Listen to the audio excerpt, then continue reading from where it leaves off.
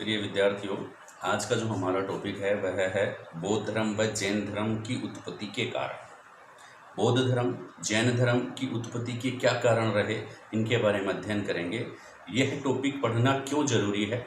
वह इसलिए ज़रूरी है कि इससे कौन सा कथन सत्य है या असत्य है, उनका कारण, कथन और कारण वाले प्रश्न इनमें से बनने की संभावना है। दूसरी बात, यह टॉपिक अपने को जैन धर्म व बौद्ध धर्म की पृष्ठभूमि समझने में सहायता करेगा, एक इतिहास को समझने में सहायता करेगा कि क्या कारण रहे, वैदिक सभ्यता में क्या कमियां रही जिसके कारण जैन धर्म व बौद्ध धर्म का उदय हुआ। इसी प्रश्न को आप दूसरे हिसाब से आप स्टडी कर सकते हैं क्या कि वैदिक धर्म में क्या कमियां थी, वैदिक धर्म के दोष क्या थे, वैदिक सभ्यता की कमियां क्या थी। ठीक है, ये सारे प्रश्न इसमें आप स्टडी करेंगे, पढ़ेंगे। इस टॉपिक को पढ़ाने का तरीका है, विधि है, वह है व्याख्यान विधि। इसमें ऑब्जेक्टिव मेथड काम में नहीं आएगा, तो व्याख्यान विधि ही इसका एक बढ़िया तरीका रहेगा आप लोगों तक पहुंचाने का, आप लोगों को समझाने का। तो देखिए, जैन धर्म व बौद्ध धर्म का उदय कैसे हुआ, इसकी अपन बात करते हैं। कैसे भाई? कि जैन धर्म के उदय के कारण मैंने बोर्ड पे पहले ही लिख दिए हैं, इनकी हम चर्चा करने जा रहे हैं। कौन कौन से कारण हैं जैन धर्म व बौद्ध धर्म के उदय के कारण? नंबर पहले इन कारणों को ध्यान से देख लीजिए कि प्रश्न क्या बन सकता है कि निम्नलिखित में से जैन धर्म या बौद्ध धर्म की उदय के कारण नहीं है। कौन सा कारण जैन धर्म व बौद्ध धर्म के उत्पत्ति से संबंधित नहीं है? तो ये संबंधित कारण है। नंबर फर्स्ट देखिए, वैदिक धर्म की जटिलता। कौन सा है? वैदिक धर्म की जटिलता। नंबर दूसरा, ब्राह्मणों के प्रभुत्व में वृद्धि, ब्राह्मणों के प्रभुत्व में वृद्धि। तीसरा, कर्म कांडों की जटिलता। तीसरा कौन सा है? कर्म कांडों की जटिलता। चौथा, जाति भेद की विषमता, जाति भेद की विषमता। पांचवा, उपनिषदों का प्रभाव। उपनिषद की शिक्षाएं मैंने आप लोगों को बताई, उपनिषदों के बारे में काफी बातें आपने चर्चा की थी, तो उपनिषदों का प्रभाव भी इसका कारण है एक मुख्य। फिर बहुदेववाद, वैदिक सभ्यता में बहुत सारे देवताओं की पूजा अर्चना की जाती थी, तो बहुदेववाद इसका एक दोष है, न कि गुण। फिर तंत्र मंत्र जादू टोने में विश्वास, तंत्र मंत्र जादू टोने में लोग ज्यादा विश्वास इस धर्म में करने लगे थे, तो तंत्र मंत्र जादू टोने का कारण भी यह है। फिर स्वतंत्र विचारधारा का युग, इसमें भी अपन बात करेंगे। स्वतंत्र विचारधारा वाले लोगों का जन्म हुआ, वो धर्म को कसौटी पर उतारने लग गए थे। किसी बात को कह दिया कि यह तंत्र सही है, मंत्र सही है, तो पहले उसको तर्क की कसौटी पर उतारते थे, तो फिर उसको एक्सेप्ट करते थे। फिर ब्राह्मण व क्षत्रिय प्रतिस्पर्धा, ब्राह्मणों व क्षत्रियों में प्रतिस्पर्धा हो गई थी। ठीक है। नेक्स्ट, बलि प्रथा का विरोध होने लग गया था लोगों में, और लोगों का तर्कों में बढ़ता हुआ विश्वास, तर्क वितर्क में, ज्ञान में लोगों का विश्वास बढ़ रहा था, पाखंड में, अंधविश्वासों में नहीं। फिर महापुरुषों का जन्म, इसका महापुरुषों का जन्म। तो ये मुख्य कारण है, आप ध्यान से देखिए, एक एक कारण की अपन चर्चा करेंगे और आप लोग ध्यान से सुनेंगे। सिर्फ क्या ये सुनना ही इसमें एक आर्ट है, कला है। इस क्लास को आप सुनेंगे तो बहुत कुछ सीखेंगे। क्या कारण रहे, आपको मैं पहले ये बता देता हूँ कि जैन धर्म व बौद्ध धर्म का उदय जो हुआ वह 6वीं शताब्दी ईसा पूर्व में हुआ। 6वीं शताब्दी ईसा पूर्व में जैन व बौद्ध धर्म का उदय होता है। डॉक्टर राधाकृष्णन इस काल के बारे में कहते हैं, क्या कहते हैं कि यह काल कुछ देशों में आध्यात्मिक अशांति, यह काल कुछ देशों में आध्यात्मिक अशांति और बौद्धिक हलचल के लिए प्रसिद्ध है। यह काल किसके लिए प्रसिद्ध है? आध्यात्मिक अशांति व बौद्धिक हलचल के लिए प्रसिद्ध है। यह किसने कहा? तो डॉक्टर राधाकृष्ण ने इस काल के लिए कहा, जैन धर्म व बौद्ध धर्म के उदय के लिए कहा। किसके लिए प्रसिद्ध है? किसके लिए प्रसिद्ध है भाई? यह काल 6वीं शताब्दी ईसा पूर्वी का काल है। किसके लिए प्रसिद्ध बताया मैंने? डॉक्टर राधाकृष्णन ने बताया, मैंने नहीं बताया। कि इसके लिए आध्यात्मिक अशांति वह बौद्धिक हलचल, लोगों में बुद्धि का विकास हो रहा है। जो कहे, कोई व्यक्ति कहे, उसी को मानने वाले नहीं थे, वो एक ज्ञान उनमें विकसित हो रहा था, ज्ञान का प्रकाश उनमें डेवलप हो रहा था, जिसके कारण इन धर्मों का उदय होता है। तो मुख्य कारण देखिए कि वैदिक धर्म की जटिलता। वैदिक धर्म जटिल कैसे बना, इसमें क्या बातें हैं? समझिए इस टॉपिक को कि जब आर्य मध्य एशिया से भारत में आते हैं, अनार्यों को हराते हैं, दासराज्य युद्ध में भरत जन का राजा सुदास विजयी होता है और यहाँ पर आर्यों का आगमन होता है, एक तरह से शासन उनका स्थापित होता है। फिर ऋग्वैदिक सभ्यता में धर्म जो था वह ना के बराबर, सिर्फ प्रकृति के उपासक थे, कोई धार्मिक आडंबर नहीं थे, ठीक है। जो जैसा कर्म करता था वह उसी के अनुसार उसको जाति मान ली जाती थी, यानी कि जो वर्ण व्यवस्था थी वो भी कर्म पर आधारित थी। लेकिन जब उत्तर वैदिक काल के आते आते जो वर्ण व्यवस्था थी वो भी क्या हो गई भाई, जन्म पर आधारित हो गई, कर्म पे आधारित नहीं होगी। जो जन्म जिस वर्ण में जन्म ले लिया वह उसी वर्ण का हो जाता था। दूसरी बात, ब्राह्मणों के प्रभुत्व में वृद्धि होने लग गई। ब्राह्मण जो है, एक व्यक्ति अपने आप को श्रेष्ठ मानने लग गया कि मैं ही श्रेष्ठ हूँ, और अन्य जो व्यक्ति हैं, क्षत्रिय हैं, वैश्य हैं या शूद्र हैं, वो श्रेष्ठ नहीं हैं, ठीक है। तो ब्राह्मण जो उन्होंने अपनी स्वार्थ सिद्धि के लिए अपनी पवित्रता को त्याग कर विलासितापूर्ण जीवन जीने लग गए, पवित्रता को त्याग कर विलासितापूर्ण जीवन जीने लग गए, जिसके कारण लोगों में असंतोष व्याप्त हो गया। ब्राह्मणों के बढ़ती प्रतिष्ठा से क्षत्रिय भी कुंठित होने लगे, वैश्य भी कुंठित होने लगे और शूद्र भी कुंठित होने लगे, ठीक है। नेक्स्ट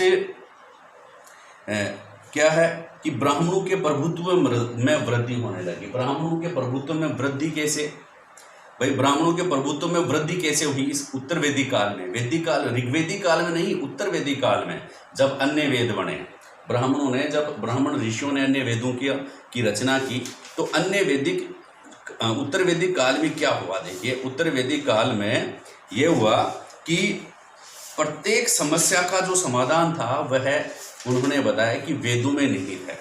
प्रत्येक समस्या का समाधान, सामाजिक व्यवस्था इस प्रकार से स्थापित हो गई थी उत्तर वैदिक कालीन में कि प्रत्येक समस्या का समाधान वेद में निहित था, ठीक है। वेद के द्वारा ही प्रत्येक समस्या का समाधान करते थे कि वेदों में क्या लिखा है उसी के अनुसार हम समस्या का समाधान करेंगे, इन इंडिया, भारत में, न कि फॉरेन में, है ना। तो वेदों के अनुसार समस्या का समाधान करेंगे, ठीक है। तो और वेदों के ज्ञाता कौन? ब्राह्मण लोग वेदों के ज्ञाता थे, और उसी समस्या की व्याख्या करना किसके हाथ में? ब्राह्मणों के हाथ में थे। तो ब्राह्मणों की भाषा भी अलग थी, वो संस्कृत भाषा में उसकी व्याख्या करते थे जो आम जन को समझ में नहीं आती थी, इसलिए ब्राह्मणों का प्रभुत्व बढ़ना तय था, ब्राह्मणों का प्रभुत्व बढ़ना तय था। और उसने जन्म से लेकर के मृत्यु तक की इस प्रकार की व्यवस्था कर दी कि इनमें जो भी समस्या आए वो वेदों के अनुसार सोल्व हों, और वेदों के अनुसार सोल्व हों तो बताए कौन? ब्राह्मण बताए। कौन बताए? ब्राह्मण बताए। इस प्रकार हर जन्म के प्रत्येक घटना पर ब्राह्मणों का आधिपत्य हो गया था। एक तरह से अपन ये कहें कि प्रत्येक समस्या का रेगुलेशन किसमें है? ब्राह्मणों के हाथ में था। इस प्रकार ब्राह्मणों के प्रभुत्व में वृद्धि हो गई थी। कौन से काल में भाई? ऋग्वेद, इसमें वैदिक सभ्यता में, और उत्तर वैदिक काल में स्पेशली अपन कहेंगे। तो एक लाइन और एकदम ऐड करना चाहूँगा कि ब्राह्मण जो थे वो अपनी पवित्रता को छोड़कर विलासितापूर्ण जीवन व्यतीत करना उन्होंने आरंभ कर दिया था, और धर्म के नाम पर लोगों का शोषण प्रारंभ कर दिया था, ठीक है। तो अब इस स्थिति में अगर कोई नया धर्म जनता के सामने पेश किया जाए, कोई नया विचार जनता के सामने पेश किया जाए, तो जनता उनको सहर्ष एक्सेप्ट करने वाली थी। इसलिए यहाँ से बीजारोपण जैन धर्म व बौद्ध धर्म के हो रहे हैं, और उनकी उत्पत्ति होने के कगार पे है। नेक्स्ट देखिए, कर्मकांडों की जटिलता। कर्मकांडों की जटिलता के बारे में आप क्या देखिए कि ऋग्वैदिक कर्मकांड बढ़ गए थे भाई, वैदिक सभ्यता में कर्मकांड बढ़ा दिए। जब विलासितापूर्ण जीवन जीने लग जाता है कोई व्यक्ति, तो वह दूसरों का शोषण करने लग जाता है। यही हाल हुआ वैदिक सभ्यता में। कैसे? कर्मकांड बढ़ गए थे। ऋग्वैदिक काल में धर्म बड़ा सरल व सीधा था, ठीक है। उसमें क्या था कि लोग ना तो यज्ञों में विश्वास करते, और यज्ञ भी अगर होते तो कोई भी यज्ञ कर सकते थे। किसी ब्राह्मण की उसमें आवश्यकता नहीं थी, कोई भी मनुष्य यज्ञ संपन्न कर सकता था। और उसमें अगर बलि वगैरह भी देने की कोई प्रथा नहीं थी, घी और तेल वगैरह उसमें डाला जाता था, खाद्य वस्तुएं उसमें डाली जाती थी, सिंपल सा हवन या यज्ञ चलता था। प्रकृति के उपासक थे, कोई ज़्यादा देवता का प्रचलन नहीं था। लेकिन उत्तर वैदिक काल में आते आते वैदिक धर्म में कर्म कांडों का, आडंबरों का, पाखंडों का प्रवेश होता है। कौन से काल में? उत्तर वैदिक काल में होता क्या है, अनेक आडंबर और कर्मकांड वैदिक धर्म में प्रवेश करते हैं। ऋग्वेद काल के तो यज्ञ सरल थे और इन्हें बिना ब्राह्मणों के भी किया जा सकता था, क्योंकि ऋग्वेद काल में ब्राह्मण कौन था? जो कर्म पर आधारित ब्राह्मण था, जिसको नॉलेज था, जिसका ज्ञान था, वही ब्राह्मण था, न कि जिस ब्राह्मण कुल में पैदा हुआ है वह ब्राह्मण था। ऐसा कुछ नहीं था। ठीक है। अब जब उत्तर वैदिक काल में ब्राह्मणों ने यज्ञ को और जटिल बना दिया। ठीक है, उन्होंने क्या कर दिया कि अब यह अनिवार्य हो गया कि यज्ञ जो है वह भाई यज्ञ में क्या बोले जाएंगे? किसी देवताओं को खुश करने के लिए, ठीक है, यज्ञ किए जाएंगे, या फिर व्यक्तिगत समस्या के निवारण के लिए यज्ञ किए जाएंगे। तो यज्ञ के लिए मंत्र कहाँ से लें? वेदों से लें। और वेदों का ज्ञाता कौन? ब्राह्मण। यानी कि यज्ञ संपन्न करवाने के लिए किसकी आवश्यकता हो गई? ब्राह्मणों की आवश्यकता हो गई। किसकी आवश्यकता हो गई? ब्राह्मणों की आवश्यकता हो गई। और यज्ञ संपन्न करवाने के लिए एक पुरोहित का होना अनिवार्य कर दिया। फिर जटिलता और बढ़ती है, और यज्ञ संपन्न करवाने के लिए 7 से 17 तक पुरोहित होना अनिवार्य हो गया। कि 7 से 17 तक पुरोहित द्वारा यज्ञ करवाए जाने लगा। कुछ यज्ञ तो ऐसे होने लगे जो कुछ महीनों भर चलते थे, वर्षों भर चलते थे। और इन यज्ञों में एक और नया आडंबर पेश करते हैं, पाखंड एक और पेश होता है। कौन सा पेश होता है अभी? इन यज्ञों में मानव बलि, मनुष्य की बलि दे दीजिए, देवता प्रसन्न हो जाएंगे, ऐसा करने लगे। मनुष्य की बलि, मनुष्य को काट करके यज्ञ में डाल दीजिए, देवता प्रसन्न हो जाएंगे। इस प्रकार की बात, पाखंड की बात, अंधविश्वास की बात, आडंबरों की बात, कई वर्षों तक चलने वाले यज्ञ, कई महीनों तक चलने वाले यज्ञ। ठीक है, तो मनुष्य एवं पशुओं की भी बलि देना प्रारंभ हो गया उत्तर वैदिक काल के यज्ञों में। यानी कि यज्ञ भी हिंसात्मक होने लगे। यज्ञ भी कैसे होने लगे? हिंसात्मक होने लगे। और इन हिंसात्मक यज्ञों एवं ब्राह्मणों की धन लोलुपता से जनता बहुत दुखी थी। हिंसात्मक यज्ञों और ब्राह्मणों की धन लोलुपता से जनता बड़ी दुखी थी। ऐसी परिस्थिति में महावीर स्वामी एवं महात्मा बुद्ध ने धर्म के सरल रूप को जनता के सामने प्रस्तुत किया, और इस प्रकार जैन धर्म व बौद्ध धर्म का अंकुर ग्रोथ करने लग गया, बढ़ने लग गया। जैन धर्म का उदय होने लग गया। जैसे सूर्योदय होता है, जनता में एक आशा की भावना जागृत होती है, उसी प्रकार जैन व बौद्ध धर्म का उदय होता है। नेक्स्ट कारण बना जाति भेद की विषमता।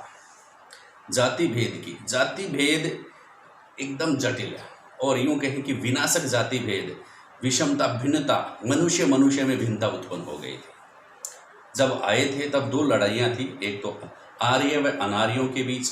इसके बाद आर्यों में कोई डिवाइडेशन नहीं हुआ, और किसमें? यहाँ अनार्यों में जाति भेद उत्पन्न हो गया कि ब्राह्मण, क्षत्रिय, वैश्य व शूद्र, ये जो व्यवस्था यहाँ पर लागू की गई, इसमें हुआ क्या कि ऋग्वेदिक काल में कुछ नहीं, वर्ण व्यवस्था मैंने आपको पहले भी बता दिया, वर्ण व्यवस्था कर्म पर आधारित थी। कर्म पर कौन सी में? ऋग्वेदिक सभ्यता 1500 से 1000 ईस्वी पूर्व में, उत्तर वैदिक सभ्यता 1000 से 600 ईस्वी पूर्व में। ऋग्वेदिक कालीन या पूर्व वैदिक कालीन जो सभ्यता थी, उसमें वर्ण व्यवस्था जन्म पर आधारित न होकर के कर्म पर आधारित थी। जो जैसा कर्म करेगा वह उसी वर्ण का माना जाएगा। लेकिन उत्तर वैदिक काल में आते आते ये वर्ण व्यवस्था कुछ बदलती है, और जन्म का, कर्म का स्थान जन्म द्वारा ले लिया जाता है। जिस कुल में, जिस परिवार में वह जिसने जन्म ले लिया, उसके कर्म चाहे शूद्र के हों, वह ब्राह्मण ही कहलाता था।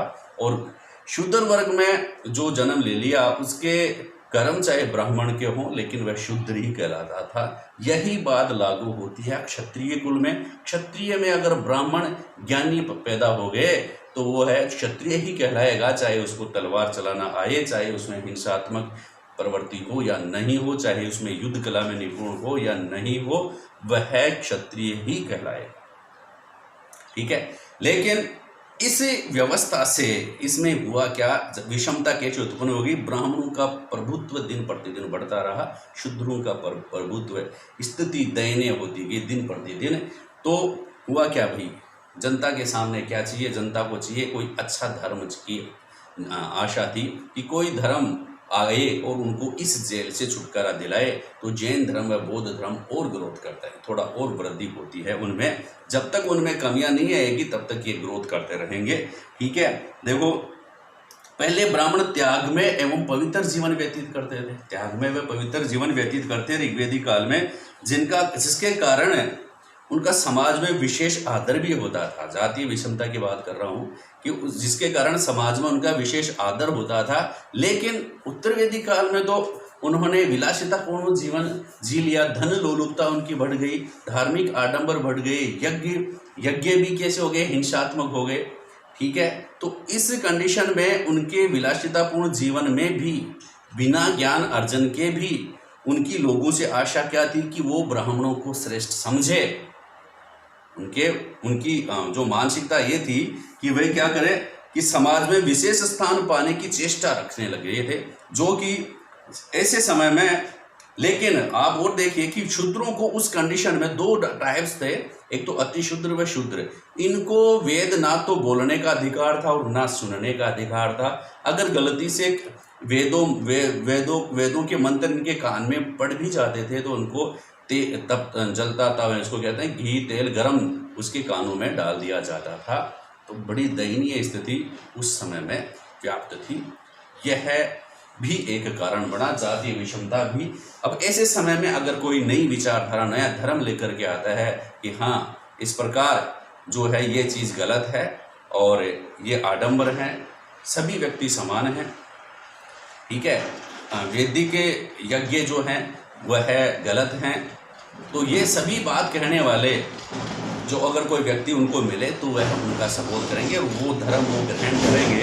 ये भी कारण रहा जातीय विषमता। भाषा की जटिलता, भाषा की जटिलता में देखिए कि वैदिक सभ्यता के समय जो आर्य आए थे उनकी भाषा इंडो पर्शियन भाषा, संस्कृत भाषा। ठीक है, अब इनकी जो ग्रंथों की, वेदों की जो भाषा थी वह संस्कृत भाषा थी। एक तो बात ये है, अब संस्कृत भाषा थी तो भाई यहाँ के जो मूल निवासियों के लिए क्या प्रॉब्लम है? प्रॉब्लम यहाँ के जो मूल निवासी थे या जो अन्य वर्ग थे, जनसाधारण जो था यहाँ का, उनकी भाषा थी प्राकृत व पाली भाषा। कौन सी भाषा? प्राकृत भाषा व पाली भाषा।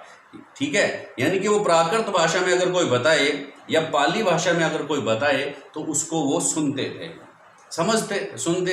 लेकिन वो अगर वैदिक धर्म में या उसमें संस्कृत में उच्चारण करे तो वो कैसे समझे भाई क्या किया जा रहा है? ठीक है ना। तो यानी कि जनसाधारण की भाषा प्राकृत और पाली थी, लेकिन धर्म के समस्त ग्रंथ संस्कृत भाषा में लिपिबद्ध थे।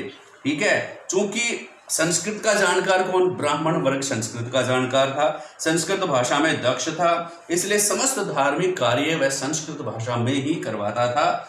जनसाधारण उनकी भाषा को नहीं समझता था, अतः जनता में इस भाषा के प्रति भी असंतोष व्याप्त था। ठीक है, और लोग चाहते थे कि धार्मिक कर्मकांड बोलचाल की भाषा में संपादित हो ताकि उन्हें उनका अर्थ समझे।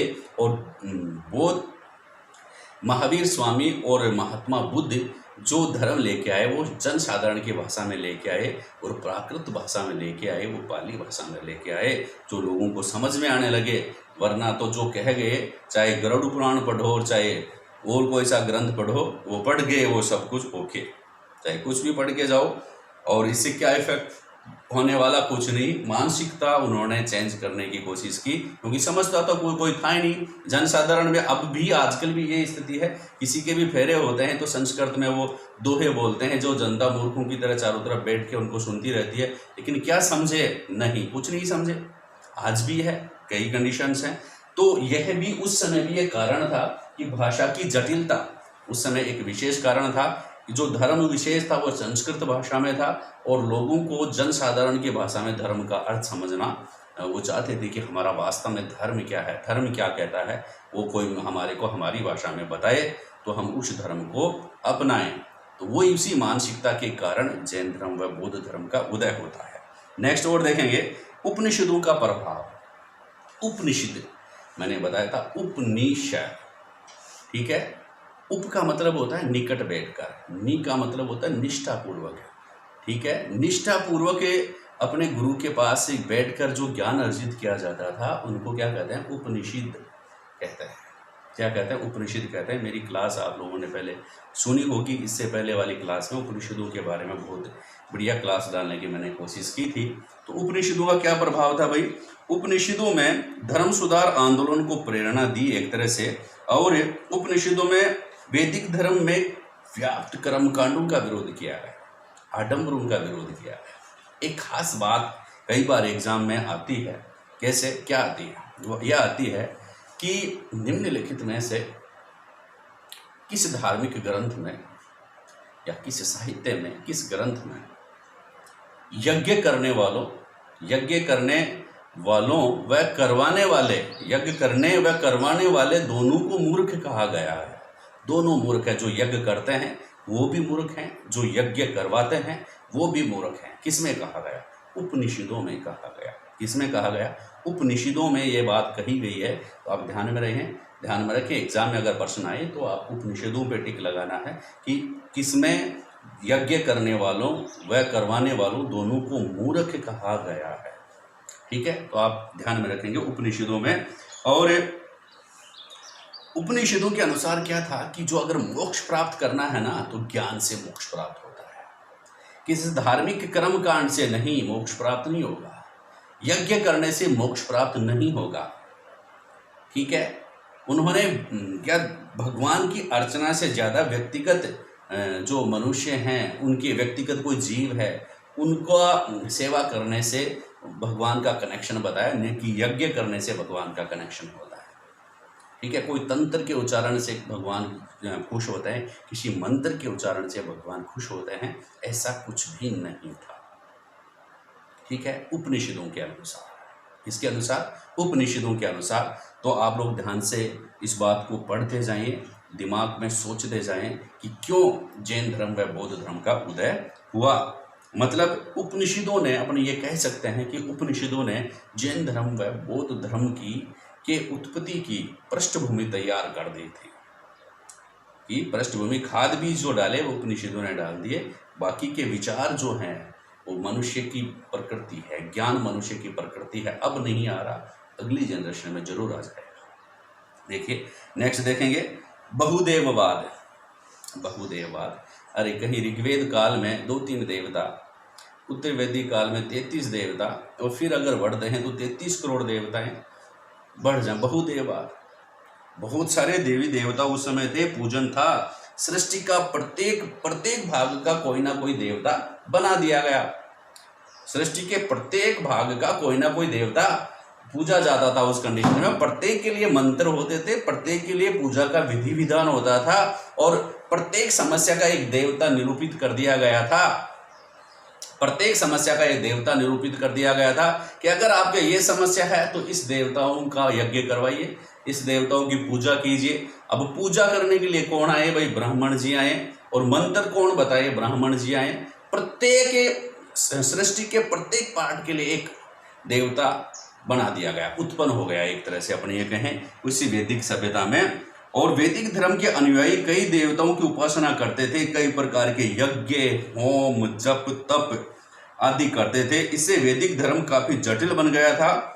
लेकिन समाज का जो माइंड गेम जिसको कहेंगे कि प्रबुद्ध वर्ग जो था, समाज का जो प्रबुद्ध वर्ग, जो शिक्षित वर्ग, जो वैचारिक परिपक्वता वाला जो वर्ग था, वह सिर्फ एक ईश्वर में विश्वास करता था। जो उपनिषद में ब्रह्म को ही सृष्टि का रचयिता बताया गया है, आत्मा को ही सृष्टि का रचयिता बताया गया है, उसी प्रकार उसी में एक ईश्वर एकेश्वरवाद में विश्वास था प्रबुद्ध वर्ग का। इसलिए भिन्न भिन्न देवी देवताओं का पूजा अर्चना करना, हर देवता के लिए यज्ञ करना, हर देवता के लिए तप करना, तो यह मनुष्य के लिए नामुमकिन है। यानी कि अगर ऐसा हो तो मनुष्य तो इन्हीं को राजी करने में लगा रहे, उनकी आर्थिक उन्नति कैसे हो, जो कमाए वो उनके यज्ञ में कर दे। तो स्थिति बड़ी दयनीय वैदिक धर्म में अन्य लोगों की हो गई थी, ब्राह्मणों के अलावा। ठीक है, तो इसलिए इस जो बुद्धिजीवी वर्ग में वैदिक सभ्यता के वैदिक धर्म के विरुद्ध असंतोष व्याप्त हो गया था, यूं कहें तो अपन। तो नेक्स्ट अपन बात करेंगे तंत्र मंत्र जादू टोने में विश्वास। ये तो वही बात हो गई, एक कदम और आगे आडम्बरों का कि तंत्र मंत्र और बन गए। अथर्ववेद में विभिन्न प्रकार के तंत्र मंत्र टोटके बना दिए कि मैं ये तंत्र बोलूंगा तो इसे सूर्य भगवान खुश हो जाएंगे, मैं ये मंत्र बोलूंगा तो इस प्रकार सरस्वती माता प्रकट हो जाएगी। ठीक है, लेकिन सरस्वती का जब तक कोई जिक्र नहीं था, ऋग्वेदिक काल में कोई सरस्वती नहीं थी। ठीक है, उत्तरवेदिक काल में सरस्वती माता का उद्गम होता है, बहुत सारे देवता बन गए, मतलब सृष्टि के प्रत्येक भाग के लिए एक देवता बन गया था। मतलब 6ठी शताब्दी ईसु पूर्व में हिंदू धर्म अपनी मौलिकता खोने लगा था और खो चुका था, ये अपन कह देंगे। और जनसाधारण जो थे वेदों द्वारा दिखाए गए सच्चे मार्ग से हट गया था। जनसाधारण जो था वेदों द्वारा दिखाए गए सच्चे मार्ग से वो हट गया था और किस में प्रवेश कर गया था, तंत्र मंत्र जादू टोना, उनमें विश्वास उनका होने लग गया था। तंत्र मंत्र जादू टोने में वो विश्वास करने लग गए थे। वे तंत्र मंत्र के माध्यम से भौतिक सुख चाहते थे कि मैं इस प्रकार तंत्र मंत्र करूंगा तो मेरे को भौतिक सुख होगा, भौतिक लाभ होगा। लगभग सभी लोगों की मानसिकता बन गई। सिर्फ कुछ बुद्धिजीवी लोग थे, जो प्रबुद्ध जन थे, उनके दिमाग में ये भावना अंदर ही अंदर बलवती हो गई, क्योंकि वो पूरी जनता को तो नहीं समझा सकते थे लेकिन खुद तो समझ सकते थे। इसलिए अब जनता इनसे एक तरह से दुखी हो गई थी। जो प्रबुद्ध वर्ग दुखी हो गया था, और प्रबुद्ध वर्ग जब दुखी होता है तो वो अपना समूह अपने आप बना लेता है, उनसे अलग हो जाता है। ठीक है भाई, सबको नहीं लेगा पर अकेला जरूर अलग हो जाएगा। तो इस मैटर में तंत्र मंत्र जादू टोने के बारे में ईबी हावेल, एक मैं बताऊंगा। ईबी हावेल एक इतिहासकार ने क्या कहा है, ईबी हावेल ने क्या कहा है भाई, ईबी हावेल ने कहा है कि ईबी हेवेल ने लिखा है कि दैनिक जीवन का कोई भी ऐसा क्षेत्र नहीं था। ध्यान से सुनो ना इस बात को। ईबी हावेल क्या कह रहा है कि दैनिक जीवन का ऐसा कोई भी क्षेत्र नहीं था जिस पर ये न छाए हुए हों। ईबी हावेल किसके बारे में कहा, तंत्र मंत्र जादू टोना। उल्लेख किसमें है, अथर्ववेद जो है उसमें तंत्र मंत्र जादू टोने का उल्लेख किया गया। तो किसी भी क्षेत्र में ये हावी न थे, ऐसा एक भी क्षेत्र बाकी नहीं था उस समय वैदिक सभ्यता में। क्या समझते हैं कि हर काम तंत्र मंत्र से करना चाहते थे। दूसरे दुश्मन को मराना है, तंत्र मंत्र जादू टोने से मर जाएगा, मूड छोड़ रहे हैं। मैंने देखा है राजस्थान में भी कई अंधविश्वास प्रचलित, अब भी वर्तमान में भी ये स्थिति है। ठीक है, तो कारण तंत्र मंत्र जादू टोना जो था उससे भी अब महावीर स्वामी व महात्मा बुद्ध ने ऐसे समय में एक तर्कों पर आधारित धर्म को सामने रखा जनता के सामने, और जनता उसको क्या करने लगी भाई, जनसाधारण का तंत्र मंत्र से विश्वास उठने लगा कि नहीं ऐसा नहीं है, क्योंकि तर्क करना पड़ता है। अगर किसी बौद्धिक व्यक्ति के पास तर्क करेंगे तो आडंबर खत्म हो जाएगा। तर्क जो होता है वो हमेशा आडंबरों को फिनिश करता है। इसलिए जो आडंबरवादी व्यक्ति हैं, जो पाखंडवादी व्यक्ति हैं, वो आपसे तर्क करना नहीं चाहेंगे। फिर कह देंगे कि यह जो बात है ये तो तर्क से परे है, लेकिन वो उसका स्पष्टीकरण आप लोगों को नहीं दे पाएंगे। और वही कंडीशन उस समय हुई कि तर्क आधारित धर्म रखा लोगों के सामने, जनता के सामने, महात्मा बुद्ध ने और महावीर स्वामी ने, और फिर उनका पेड़ और ग्रोथ करता है। जैन धर्म व बौद्ध धर्म और वृद्धि करते हैं, उनका विकास होता है। फिर नेक्स्ट क्या है, स्वतंत्र विचारधारा का जन्म। तंत्र मंत्र हो गया, स्वतंत्र विचारधारा का युग प्रारंभ हो गया कि उस समय वैदिक सभ्यता में के अंत तक कुछ गणतंत्रों की भी स्थापना हुई थी। तो गणतंत्र की जब स्थापना हुई तो उसमें स्वतंत्रता भी बढ़ती है। आप लोगों को पता है राजतंत्र में इतनी स्वतंत्रता नहीं होती है विचार व्यक्त करने की। राजतंत्र में जो राजा कह दिया उसी को एक्सेप्ट कर लो, अपने विचार व्यक्त मत करो। लेकिन गणतंत्र में इसकी छूट थी। किसी भी बिंदु पर, किसी भी बात पर सभा, जो प्रबुद्ध जनों की सभा थी, विद्वानों की जो सभा थी, उनमें किसी भी टॉपिक पर, किसी भी बात पर विचार विमर्श होते थे। और जब भी किसी बात पर विचार विमर्श होते हैं तो वह निष्कर्ष पर जरूर पहुंचते हैं। और जब निष्कर्ष पर पहुंचते हैं तो दो बात क्लियर हो जाती है, जिसको कहते हैं ना, दूध का दूध और पानी का पानी क्लियर होता है कि उनको तंत्र मंत्र वहां पे प्रूव करने पड़े। और अगर प्रूव कर दिया तो उसको एक्सेप्ट, और अगर प्रूव नहीं किया वहीं पर नेग्लेक्ट, रिजेक्ट, ये होने लग गया। तो स्वतंत्र विचारधाराओं का जन्म हुआ और इसमें कई जैन, श्रमण, भिक्षु, परिव्राजक आदि अपने सिद्धांतों का प्रचार करने के लिए जगह जगह जाने लगे, जिससे लोगों में जागरूकता आई और अनेक स्वतंत्र विचारों का उन्होंने जन्म हुआ। लोग सोचने लगे, उनके दिमाग में ज्ञान का प्रकाश जागृत हुआ। फिर ब्राह्मण व क्षत्रिय प्रतिस्पर्धा, ये है जो मैं पॉइंट बता रहा हूँ, ये डॉक्टर एस.एल. नागौरी की प्रमाणिक बुक से बता रहा हूँ। तो ये बहुत ही ऑथेंटिक बुक मैं इसको मानता हूँ। और ब्राह्मण क्षत्रिय प्रतिस्पर्धा क्या था कि वैदिक सभ्यता में सर्वोच्च स्थान, प्रतिष्ठा ब्राह्मणों की सबसे ज़्यादा थी और क्षत्रियों का दूसरा स्थान था। फिर वैश्यों का और शूद्रों का जैसे मान लो कोई स्थान नहीं था, एक तरह से सेवक थे बेचारे। और वैश्य तीसरे नंबर पे और क्षत्रिय दूसरे नंबर पे, जो और ब्राह्मण फर्स्ट नंबर पे। तो क्षत्रियों की उनसे ईर्ष्या होने लग गई थी वैदिक सभ्यता कि ब्राह्मण कहे वैश्य क्षत्रिय को मानना पड़े। तो क्षत्रियों ने क्या किया भाई, उन्होंने खुद अपने ज्ञान में वृद्धि की। क्षत्रियों ने खुद अपने ज्ञान में वृद्धि की और वो खुद तर्क, ज्ञान पर आधारित बातें करने लगे, वाद विवाद करने लगे, वाद संवाद करने लगे। और जिसके और जनता के सामने तर्क पर आधारित कोई धर्म उन्होंने प्रस्तुत किया। महावीर स्वामी और महात्मा बुद्ध क्षत्रिय से संबंधित हैं, क्षत्रिय कुल से हैं। तो इनका अनुसरण लोग ज़्यादा करने लगे कि वास्तव में अगर ये कह रहे हैं तो सही बात होगी, ठीक है, ऐसा तो नहीं कि वो गलत कहेंगे, क्योंकि ये भी राजा हैं। अब शक्तिशाली तो थे ही, तो उनका अनुसरण कौन करे। शक्तिशाली का या तो वैसे अनुसरण कर लो, वरना अगर ज्ञान पर आधारित करेंगे तो अनुसरण जरूर करेंगे, ठीक है। तो जनता उनका अनुसरण करने लगी और इनका जो पेड़ जो है जैन धर्म व बौद्ध धर्म में और उन्नति होने लगी, ग्रोथ करने लगे, उदय और बढ़ रहा है, उनका तना और बढ़ रहा है, पत्तियां और फूट रही हैं इस कंडीशन में, ब्राह्मण क्षत्रिय प्रतिस्पर्धा में।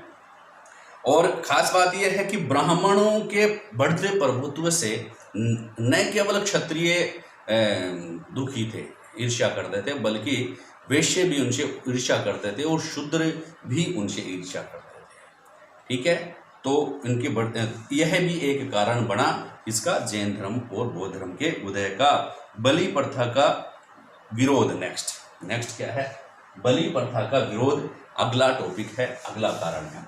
बलि प्रथा का विरोध करने लगे लोग, यार मनुष्य की बलि दे रहे हैं उस सभ्यता में, उस समय वैदिक सभ्यता में पशुओं की बलि दी जा रही है, यज्ञ हिंसात्मक हो रहे हैं, लोग मांसाहारी हो रहे हैं, मनुष्य जो है उसका जीवन का मूल न होकर के सीधा देवताओं से कनेक्शन बताया जा रहा है कि हाँ, बलि प्रथा जो थी उसका भी विरोध कर दिया गया।